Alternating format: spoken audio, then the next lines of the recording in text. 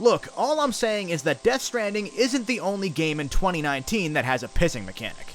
The Outer Worlds is a game that I've been beyond excited for, not just since it was announced in 2018, but for the entirety of the decade. Developed by Obsidian, the creators of Fallout New Vegas, in my opinion the greatest Western RPG ever made, much has been said about how Outer Worlds is the perfect game released at the perfect time given Bethesda's insane ability to keep stumbling over themselves with Fallout 76 on an almost daily basis. But I'm not going to be talking much about Fallout throughout this video, despite it once being one of my favorite franchises. Instead, I'm going to dive into why The Outer Worlds might just be the perfect game for me. From the edge of the galaxy setting that I'd forgotten I loved, to the massive anti-corporation vibe that pulses throughout this story's veins, to the wacky, over-the-top weapons and the Mass Effect-esque companion systems, just about every inch of The Outer Worlds feels like it was perfectly built to keep me hooked. Now, usually I don't talk much about myself in my videos. I'll use my experiences as examples when critiquing a game's issues or singing its praises, but the games in question are the focus through and through. Today, that's still the case, but this isn't by any means a full review or probably even my complete thoughts on the game. After all, I haven't even beaten The Outer Worlds yet. I've been too busy just getting lost in this game.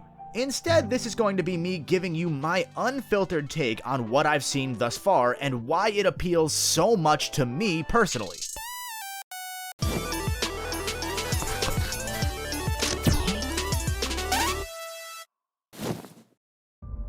Pretty quickly you'll be able to tell that Outer Worlds mechanically is the logical next step up from what New Vegas had established. Your character has individual stats that can be upgraded every level, perks that you can add every other level, a myriad of quests, a ton of specific dialogue choices that use those different skills, and of course some competent first-person shooter gameplay.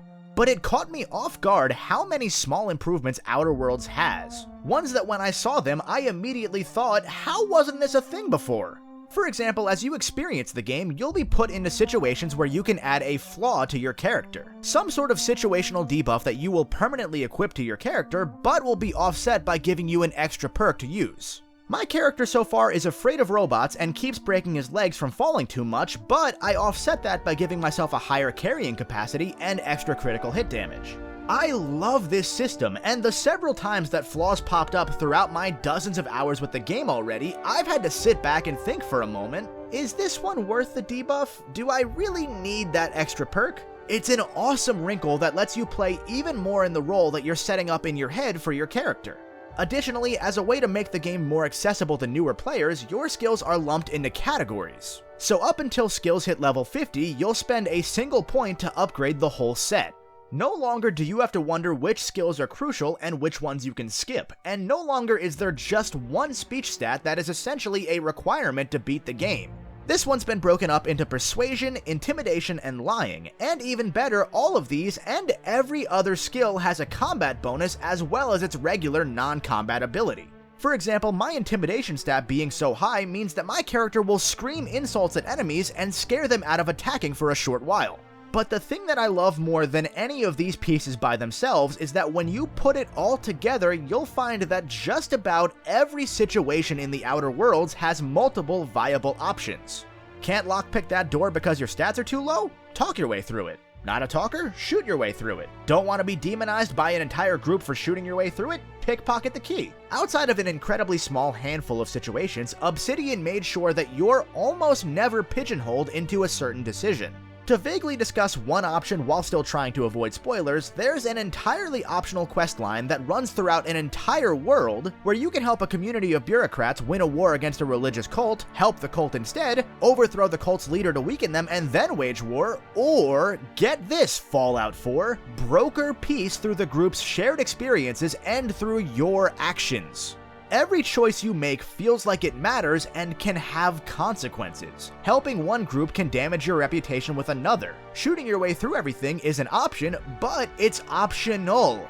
Throughout all of these choices and experiences, you can bring along up to 2 of the companions that you've found throughout your playthrough. And when I said this was similar to Mass Effect, I mean it literally. The companion select screen is straight up robbed from BioWare here. In combat, your characters have special abilities that will help turn the tide of fights. You can decide what weapons they use and what strategies they take, and you can even select their own companion perks as you level up. Outside of combat, in maybe my favorite touch in the entire game, these companions will comment on the choices you've made. They'll discuss events with you in real time, and they'll chime in during dialogue with NPCs. While you're on your ship, known as the Unreliable, between planets, you can find these characters interacting with one another. Vicarmax and Felix will argue their religious beliefs over dinner. Parvati will try and make friends with Ellie or learn how to fix the robot companion Sam. When you're on your ship, you feel like you've truly got this ragtag crew that becomes a family. That, piled on with all of the mementos you'll obtain from the quests you've taken on and the decisions that you've made, all of which are interactable, turn the Unreliable into a breathtaking home. I've only put a couple dozen hours into this game, I think. I'm not entirely sure because time escapes me when I'm playing the Outer Worlds, but there were whole quests that I've done that I didn't remember, and interacting with a stray memento gave me genuine pause. How are the people of Edgewater doing? I should go back and see if they need any help with anything. Even New Vegas didn't have me this connected with the people in the communities. It's all due to the dialogue, which can be some of the wittiest and funniest seen in a long time, but Obsidian also knows when to dial it back. There are casual NPC conversations that 99% of players would never hear that had me cracking up. From one outlaw saying it's his birthday, only for the other to reply, "Oh yeah? Fuck your birthday." To this conversation about some guy named Carl molding the community's trash into cubes for some reason. Fucking weird, Carl. I don't think he can hear you. He's in the zone. You can make your character a total jerk if you want, ensuring that people both hate and respect you. But you can also level with people's fears, their concerns, their humanity. In a game with such overt corporate undertones, this only enhances Obsidian's message here. People and humanity are what runs the world, even if corporations want to hide that fact from us. In the dystopia presented in the Outer Worlds, your employer quite literally owns you, and the people have been indoctrinated to believe in that system. Your character can try to fight that as somebody waking up from 70 years in cryosleep who hasn't been fed any of this garbage for your entire life, but you're going to see the effects of societal inertia and how apathy can quell the greater good. Early on in the game, you have the choice to side with a corporate town or with those that left it to live and die freely off of the land. And while the moral choice is obvious to us that we should free the people from the shackles of paperwork and regulations and mandatory volunteer unpaid overtime that their intergalactic board of directors approved mayor has held them under, when you make that choice, you start to realize that whether they should be or not, the people were happy enough this way because they knew nothing better. The now deposed mayor reminds you that he grew up here, that this was his entire life. Was that the right call to make? Yeah, probably, but that doesn't mean it'll always feel right. There are countless moments like this where you see how excessive this bureaucratic world has become. And if you've ever worked at a larger corporation or with or for the government for anything from your driver's license to college financial aid, it'll all ring true. It'll usually be hilarious as it rings, yeah, but there's still deep down that feeling, that unsettling feeling knowing that, yeah, this world of loopholes and paperwork and standards and percent yield and executive bonuses while their workers get squat and are expected to be thankful for it, it could all be real.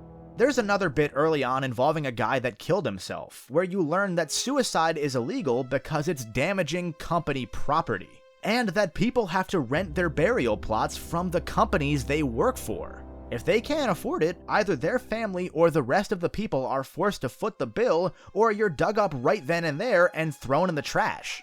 It's actual slavery, right down to the propaganda spread throughout the solar system telling you that this is what life is and that fighting it is futile. And it's amazing. Well, the messaging is amazing, that is. Slavery itself, yeah, not cool. That's a poignant statement right there. You can quote me on that one. Slavery, not cool, the Golden Bolt 2019. God, now I can't wait for some incel in the comments to start defending slavery. You just know it's gonna happen. That Obsidian made this game after coming back from the brink of collapse, all thanks to Fallout New Vegas underperforming on Metacritic by a single point and Bethesda denying them their bonus payout for that reason, and dealing with the nightmare that was South Park: The Stick of Truth changing hands thanks to THQ's bankruptcy, and then being cut out from the sequel's development by Ubisoft to save money after that first game's success, probably says a lot about their personal take on dealing with the fat that plagues the game industry from the top down as well. Now, yes, I know that I said I wouldn't talk about Fallout much, and I know I've taken potshots at Bethesda, so allow me to dive into that very briefly. Fallout 3 is a game I adored, despite all of its very clear issues, and I adored it so much that I put hundreds of hours into it.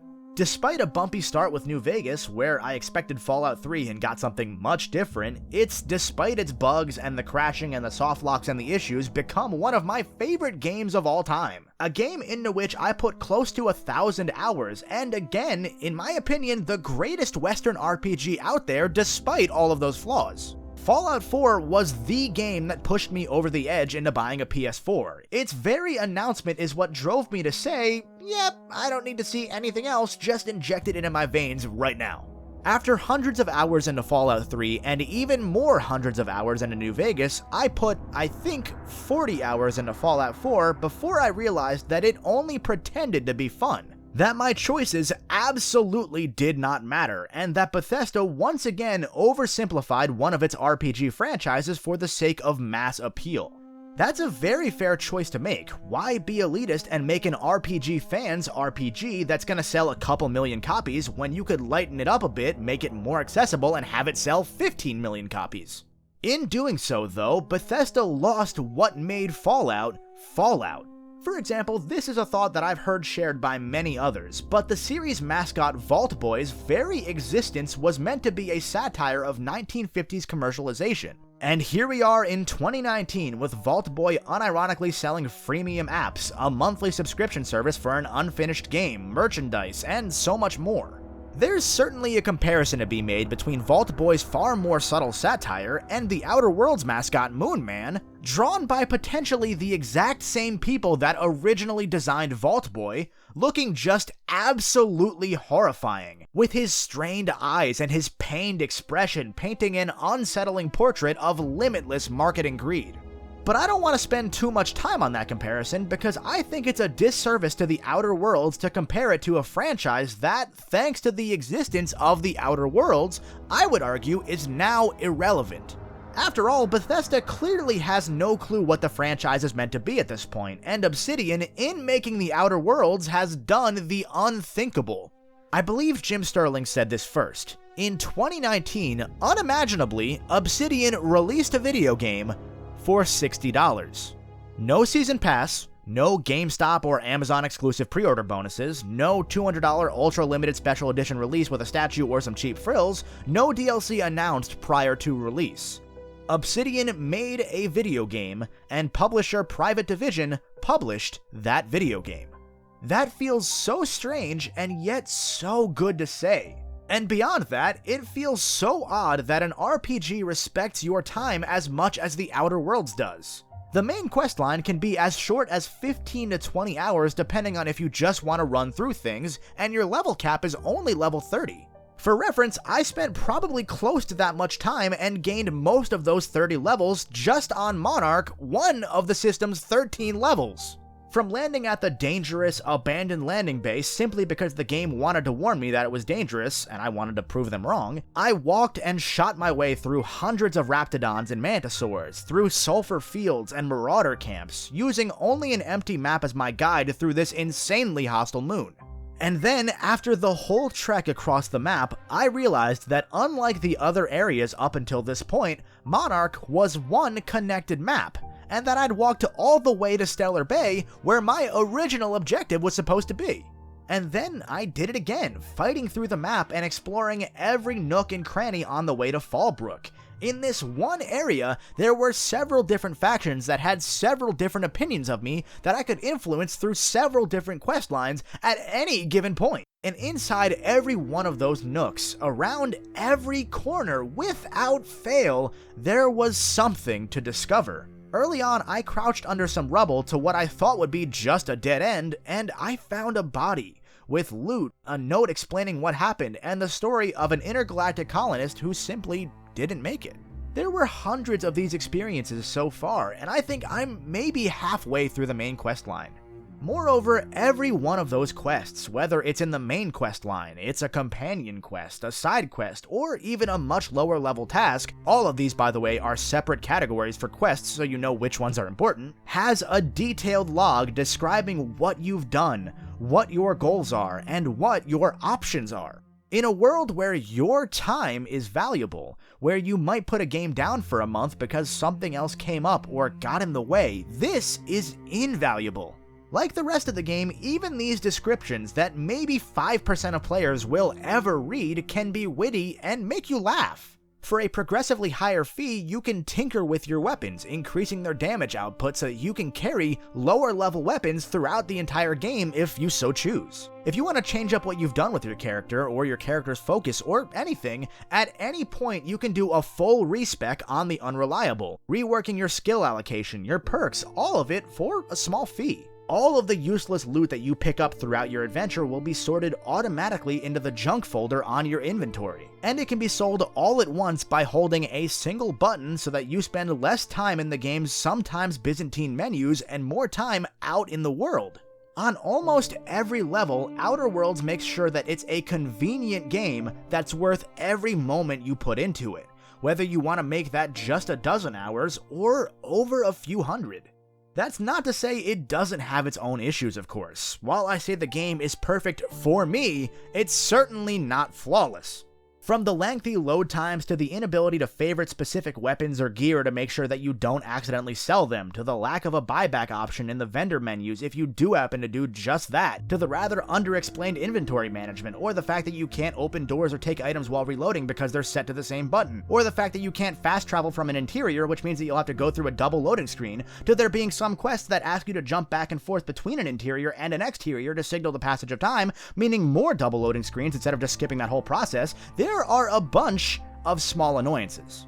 They don't take away from the game, especially not when an open world game is as surprisingly polished as The Outer Worlds is, but they're there. I've experienced zero crashes though, and the game's incredibly competent autosave system makes sure to give you a list of autosaves to choose from in case anything goes awry. Both of these things give me so much peace of mind. In the Fallout 3 and New Vegas days, I'd save just about every 10 minutes just because you never knew when the game engine would finally give out again and crash.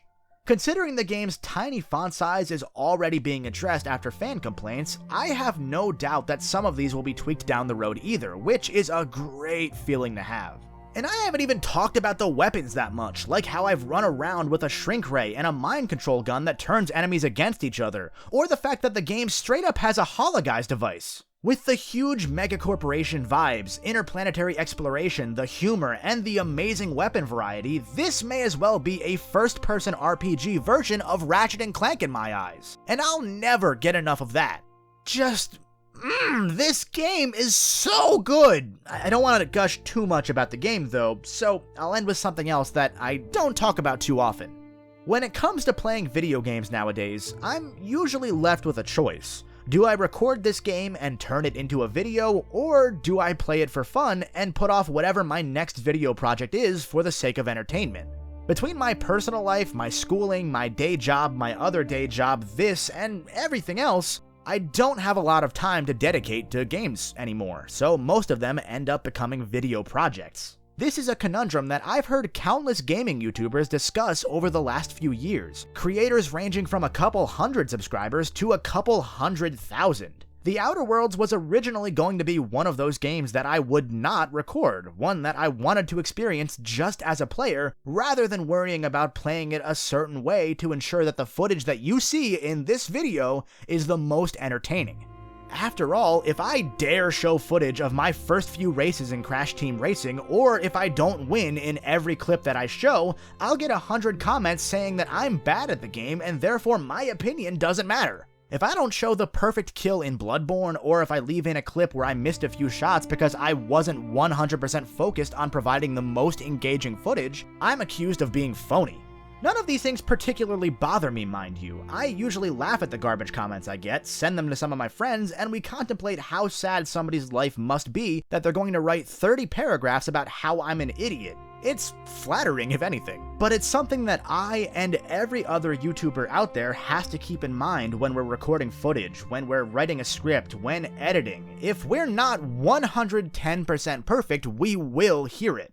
If we don't mention every single minute detail, somebody in the comments will try and go, "Well, actually, you're completely wrong because you forgot about how in Chapter 2, this thing happened." Even though we know about that thing and it's just not relevant to the video, so we didn't bring it up. And even those of us with the thickest of skins in this YouTube community still recognize that the one bad comment will sometimes stick around in your mind longer than 1,000 good ones. And then there's the chance that I'm making a video that screams out into the void, and the void doesn't shout back. For almost this entire video until now, I've been gushing to each of you wonderful subscribers, but 90% of you might not care about RPGs, so you won't have watched this far, and that sucks too. Why would I want to subject myself to that with a game I've been hoping to play for the better part of a decade? Why would I risk attaching disappointment to a game that's exceeded every lofty expectation that I had? So, initially, I didn't record the game because I just wanted to have fun. And I did, I had a ton of fun. That's why there's no footage of those early game moments that I've mentioned. I just don't have them.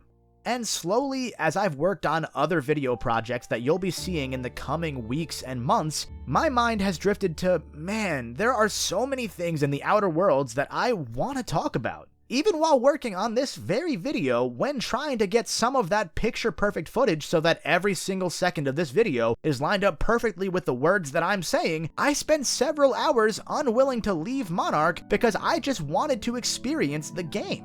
I guess what I'm saying here is that The Outer Worlds is an incredibly special game for me. It's one of those games that comes out about once per year where I can't help but get engrossed into it, even if it comes at the cost of providing videos to you on the schedule that I would like. It's a game where, frankly, I didn't care about looking good while I played it because I was having so much fun just playing it that the thought of, I should make a video about this, came second. I've got like 5 reviews for games that I received press copies for, all of which are in the pipeline and should have been out weeks or months ago, and instead I'm gushing to you for 15 minutes about something that's probably my game of the year, even though I'll be gushing about it again when my usual game of the year video eventually comes out in the next month or two. That is how good The Outer Worlds is, and that is why I think this game might just be perfect for me. Hopefully, if you tried the game out, you've enjoyed it as much as I have so far. It's just got this strange form of magnetism for me that I haven't experienced in a long, long time. And if you haven't picked it up yet, I truly cannot recommend it enough. But I think I've been rambling for a little bit too long now, so if you've made it this far, thank you very much for watching and subscribing, and let me know what you think down in the comments below. As always, until the next video, stay golden. This video was made possible in part thanks to the generous support of these Patreon backers. If you'd like to see your name on this list, you can do so by supporting the channel at patreon.com/thegoldenbolt. Thank you.